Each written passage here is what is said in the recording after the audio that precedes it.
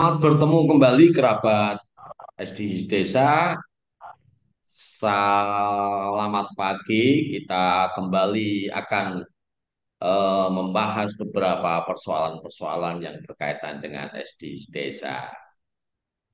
Pagi ini kita bersama dengan Pak Ivanovic Agusta dan Mas Emri Zelmi akan bercakap-cakap tentang menandai kode hasil download data BNPA SDGs Desa. Nah, jadi kerabat desa, pagi ini kita akan memperbincangkan hasil downloadan. Jadi hasil downloadan baik hasil survei individu, hasil survei keluarga, hasil survei RT dan desa itu perlu kita tandai. Nah, sehingga nantinya semua yang akan membaca hasil downloadan akan mudah kita mudah membaca dan mudah menggunakannya.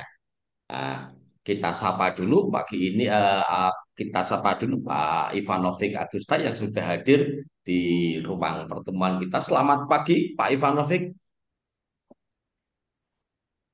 Selamat pagi, Cak Itong, kerabat Oh, desa iya. sekalian. Sebelum ke Siap-siap Pak Emri, berarti adakah Cak informasi Itong. yang ingin disampaikan Pak Ivanovic?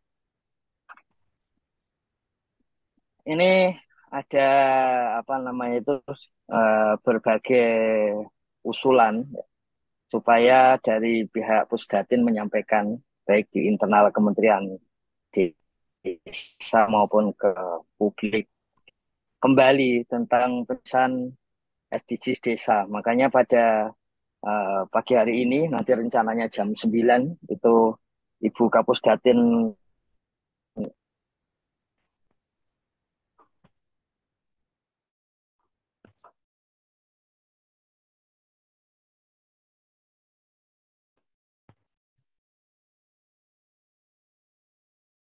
Iya, rupanya Pak Ivan posisi berada pada lokasi yang sinyalnya terputus.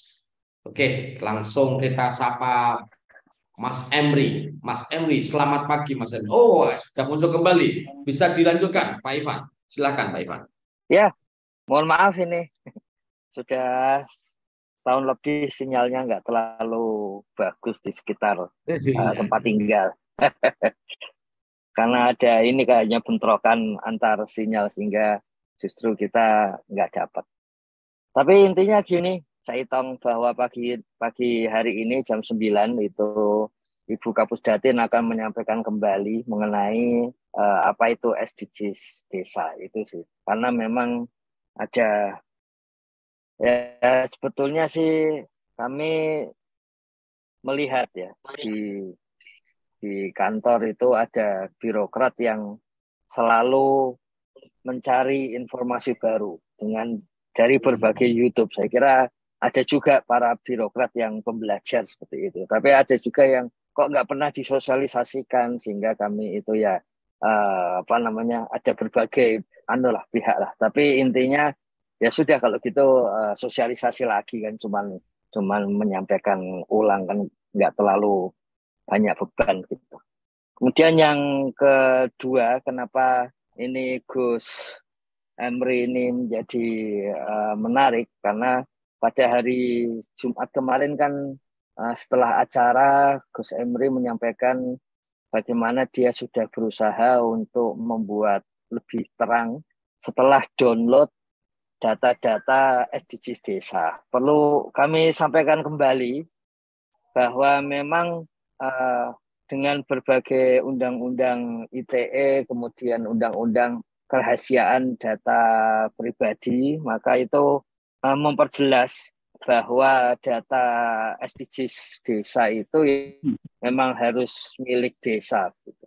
Dan sebagai bagian dari uh, implementasi milik desa ya, memang yang bisa mendownload hanya admin desa gitu. Jadi memang seperti itu. Nggak tidak perlu yang lain pengen untuk download, jadi karena memang sudah pasti seperti itu. Yang lain kalau ingin melihat ya hanya melalui SID. Gitu. Sama, jadi di dalam kira-kira perbedaannya antara dashboard SDGs, dashboard strip SDGs.kemendesa.go.id itu adalah isian itu untuk mengisi data. Jadi usulan dari tim teknis adalah untuk mengisi data itu harus dibedakan dengan wilayah untuk menampilkan data. Jadi untuk di sid.kemendesa.go.id itu adalah wilayah untuk menampilkan data. Gitu. Jadi sehingga diusahakan sebisa mungkin tidak ada isian. Kalau kemarin pada mengikuti 2 tahun yang lalu, itu ada isian untuk RKP Des dan RPJM Des di SID, itu sementara nanti juga harus dialihkan untuk isian seperti itu. Gitu. Jadi memang harus dibedakan antara server isian dan server tampilan, supaya membagi resiko, sebetulnya seperti itu. Nah, desa itu bisa mendownload di dua web tersebut. Kalau ingin mendownload data mentah, raw data aslinya gitu, itu ya mendownload dari dashboard strip sdgs.kemendesa.go.id gitu. Jadi mendownload di sana. Kalau kita lihat begitu isinya, untuk download itu ada di sebelah kiri. Kalau di sini ada pengisian kuesioner, itu isinya ini menu untuk pendata. Ya. Sementara menu melihat kuesioner itu ada di data kuesioner. Dan bagian bawahnya, di situ ada download data. Ini contoh data kalau sudah bisa di-download, ada tulisan download. Baik itu data desa, data level RT, ya. Kemudian data level keluarga, dan data level warga atau individu. Jadi bisa di-download dan kemudian bisa dilihat. Ya. Kemudian yang kedua, itu kalau kita mau mendownload hasil olahannya. Jadi supaya hutang intelektual sedikit demi sedikit terbayar, kami sampaikan ini mendapatkan ide antara lain dari rekan-rekan sekalian di daerah yang memang sudah membuat olahan, yang pernah presentasi misalnya dari ini sama tadi ya, dari Jember gitu. Kemudian kami melihat itu yang dibutuhkan gitu. Jadi enaknya ada rekan-rekan di lapangan kalau membuat kreasi, berarti itu yang dibutuhkan publik. Nah, bedanya di sini adalah download terhadap data-data olahan. Ya. Kalau langsung mendownload di sini maka ketemu 2000 sekian KK ya. Tapi kalau olahannya di masing-masing ini wilayah ini nanti ini sambil keluar, jadi nanti sambil kita tunggu datanya keluar, karena memang seperti biasa perlu internet yang agak kuat. Misalnya di sini ada warga yang masih sulit ke puskesmas. Siapa itu? Ini tinggal 1 orang yang agak kesulitan. Ini memang wilayah desanya pegunungan, jadi tentu saja ada yang sulit ke puskesmas, ada yang tidak gitu. Yang puskesmas 3 orang ini misalnya. Kalau diklik, maka di sini akan muncul sama permintaan untuk admin desa gitu. Jadi ketika sudah diisi dengan username dan password admin desa, maka datanya juga akan muncul gitu. Nah, ketika datanya itu sudah muncul, itu datanya juga by name, by address gitu. Karena datanya by name, by address, maka desa mendapatkan keuntungan Kalau ditanya akan diberikan kepada siapa dan sebagainya, ya itu menjadi sangat mudah gitu. Kalau ada satu kegiatan, satu pekerjaan gitu akan diberikan, kegiatan akan diberikan ke siapa menjadi lebih mudah. Jadi intinya di situ ada dua jenis download data. Yang satu kita mendownload raw datanya, yang satu kita mendownload hasil olahannya. Raw data di-download dari dashboard SDGs, kalau olahan dari mana itu? sid.kemendesa.go.id. Kira-kira kalau olahan tadi, kalau kita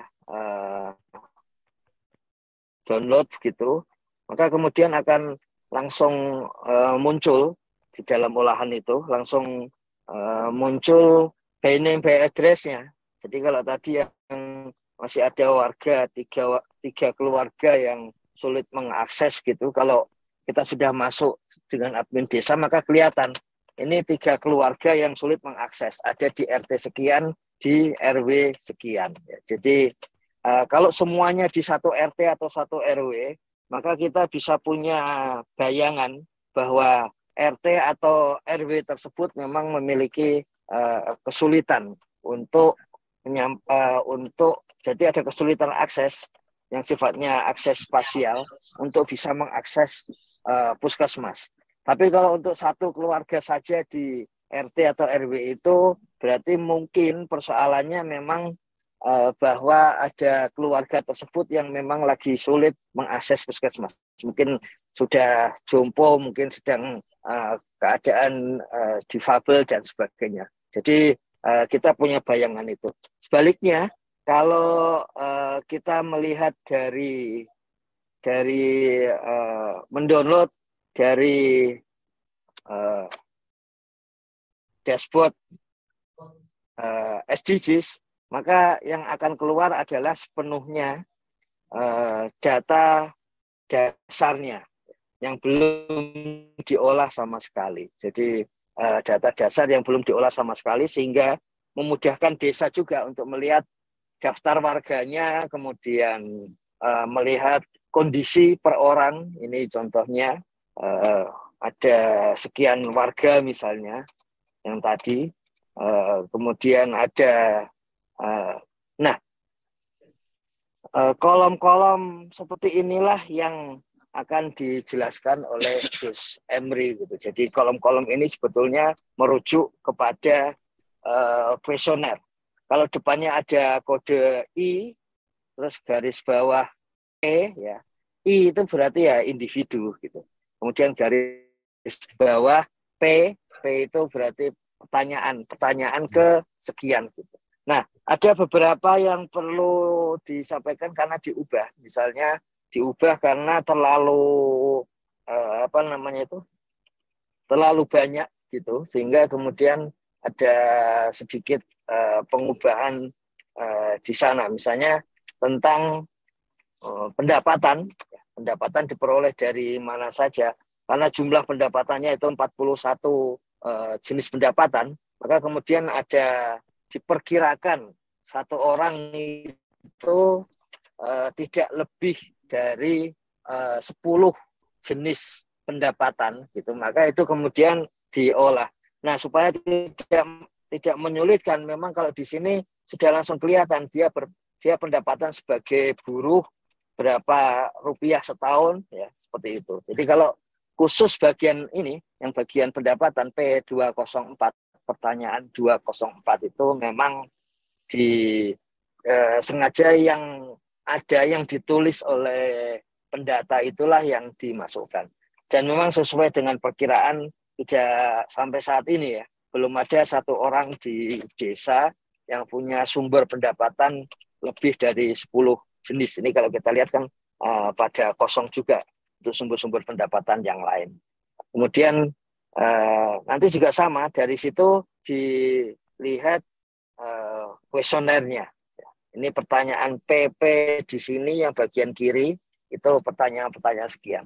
Tentu saja seperti biasa di antara kita ada yang sangat passion gitu, sangat tekun untuk mengulik, dan ada yang ya kita tunggu gitu. Gak masalah. Yang penting setelah itu kita sama-sama paham gitu. Jadi